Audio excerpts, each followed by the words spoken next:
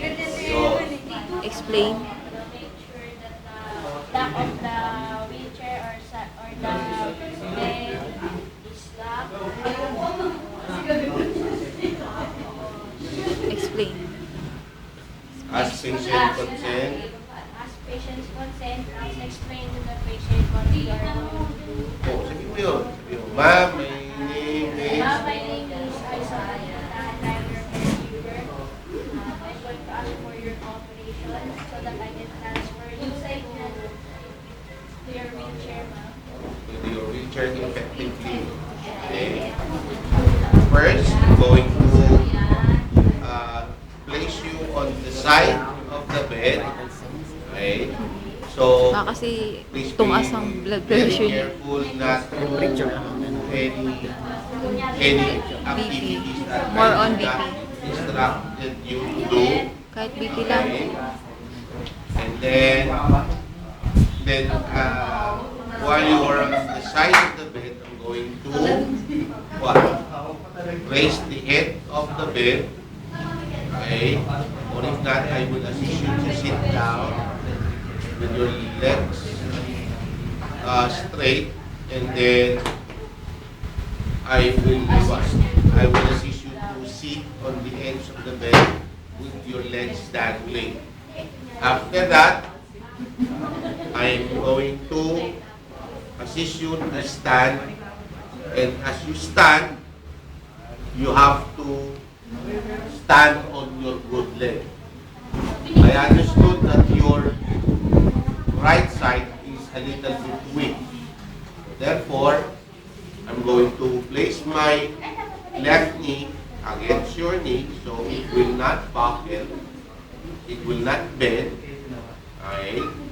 And then later on, I will give you instruction to step on your left foot forward and to the side.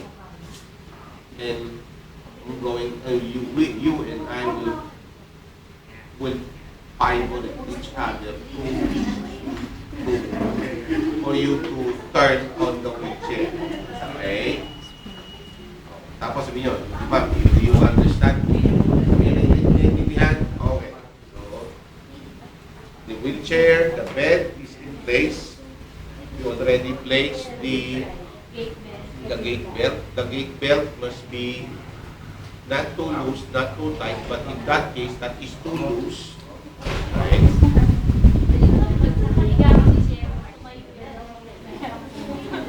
Okay. Yan, okay. Then, assist the patient. Go. Towards the edge of the bed. Huwag ka magpag-aari.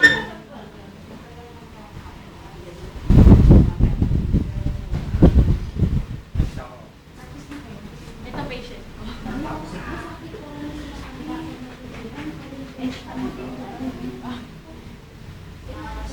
Assist the patient to sit down.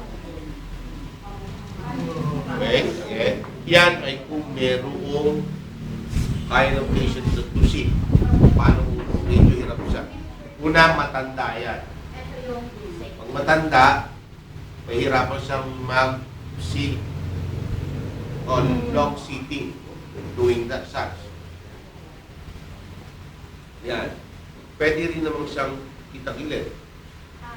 Diba? Oo, yung ganun. Okay. Cross. Okay.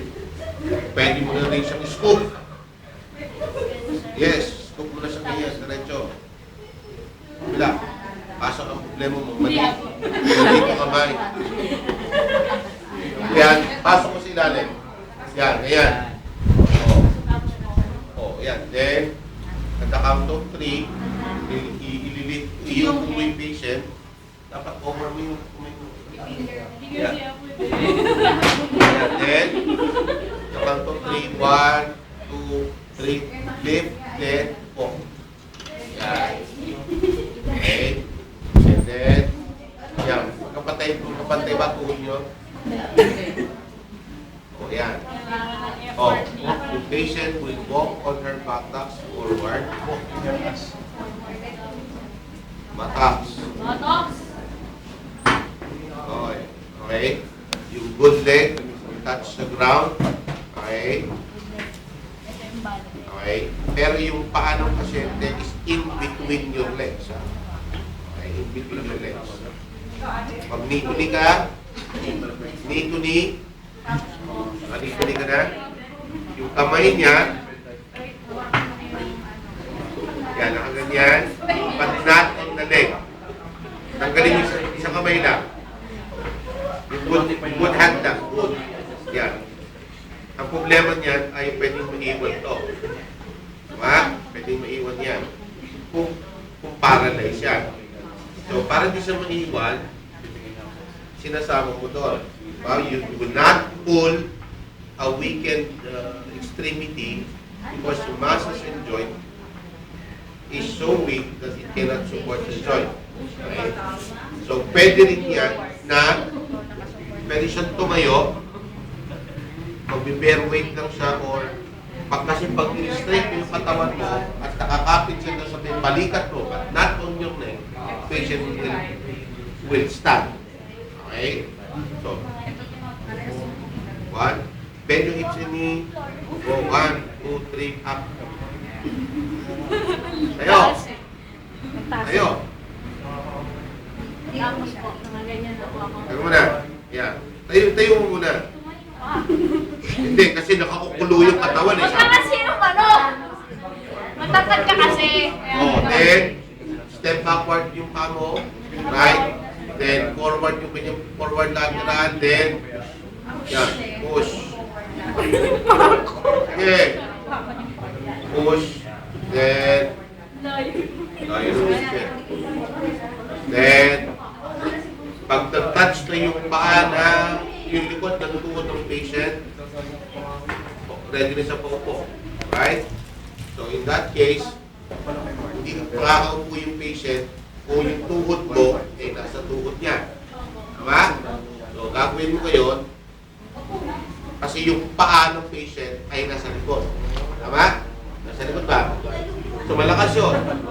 So, you will remove your left knee on the patient's knee, put it on the lateral side, and then yung other knee mo, sa right knee, is what? Place it on the outer side of the left knee. Okay? Tama? The patient will bend towards you. The patient will bend towards you. Towards you, not towards the chair. Toward sa akin. Yan, ipitan mo ba? Yun ang makaintindi, and then medyo nasa pagitan ng dalawang tuhod mo yan, and then slowly, what? Bring patient to the chair. Lili. Yun. Ay, kapoy. Okay? So ngayon, babalik mo siya. Ano siya babalik? It's the reverse. But then, the chair or the wheelchair is on the other side. Okay? Yan. Tapos yung yung bubuy. Nasa likod. But flat. Flat. Hindi naka-tintayan. Okay? Instruct the patient to what? Tapos po sir, yung Nico po, Then, bring mo muna yung buttocks ng patient to the edge of the chair. Or the chair. Okay? Then, kaganyan, mag-knee-to-knee ka. Dalawang tuhod niya ay nasa Nico. nasa likod. Tama? Yung patient, to lean forward, bend your hips and knee, Isa. Bend your hips and knee. That's it. After 3, 1, 2, 3, up. Tayo mo muna siya. Tayo. Okay. Tanggalin mo yung right foot knee mo. Step backward. Yung pasyente ay wala pang instruction. Wala pa nga eh. Ako muna kasi. Siya muna. Then, instruct mo yung patient. Ma'am, Ma'am, please. Step bring forward. your step forward and lateral. Yan. Then, tulak mo ngayon. Tulak. Tulak. Tulak. Kaya magpo-forward pa sir yung kabila. Forward lateral. Kaya nga po. Hindi ba nag-forward lateral? Hindi pa? Hindi po. Ay, pwede. Hindi maintindihan ng pasyente. Medyo explain mo ng konti. Alexander yung pasyente mo. Kasi na ba nakakapak ng paa? Load kasi! Unahin kasi kayo, ano, kayo mo Yan. Yan. Okay. Step yung pa mo. Ay, isa. O, isa. Ikaw forward lateral. Diretso yung katawan. Ma'am, Pasyente. forward lateral. Yan. Sige. Then, tulak mo. Yan. Sa upo. Kung mataas ang kama, gumamit ng footstool. Kung hindi mataas ang kama, madali sa gilid. Okay? Then, after that, I-assist ko po yung oh, yung patient, kung may footstool sa ngayon, madali niyong itulak yung katawan niya pataas. Okay?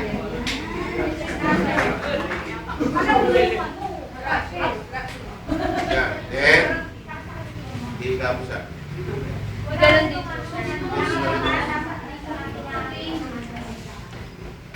Oh, ayan. Sige. Oh, palit mo kayong dalawa. Ah, anong may? Live. Kaya.